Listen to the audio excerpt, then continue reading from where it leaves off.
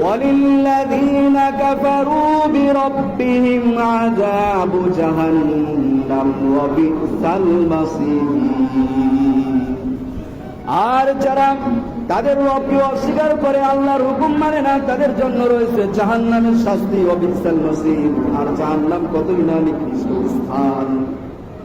ইযা উলকু ফিহা সামিউ লাহা শাহীকান ওয়া হিয়া তাফুর।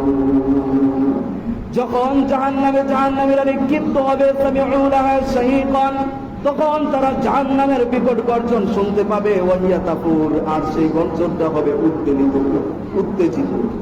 ওই গর্জনই কেমন যেন মানুষকে গ্রাস করার জন্য সে কেঁপে উঠবে, জিদে তাকাদু তামাইয়াজু মিনাল গায়জ। জাহান্নাম যেন পুরোটে ফেটে পড়ার উপক্রম হবে, আর বলবে হালমি মাজিদ, আরো আসেনি, আরো আসেনি, আমার জাহান্নামের মধ্যে তাদেরকে প্রবেশ করা। কুল্লামা উলকিয়া ফিহা ফাওজুন সাআলাহুম খাযানাতুহা আলাম ইয়াতিকুম নাযীর। যখন জাহান্নামের মধ্যে কোনো ফৌজকে, কোনো দলকে, কোনো টিমকে নিক্ষিপ্ত করা হবে, সামিউ লাহা শাহীকান,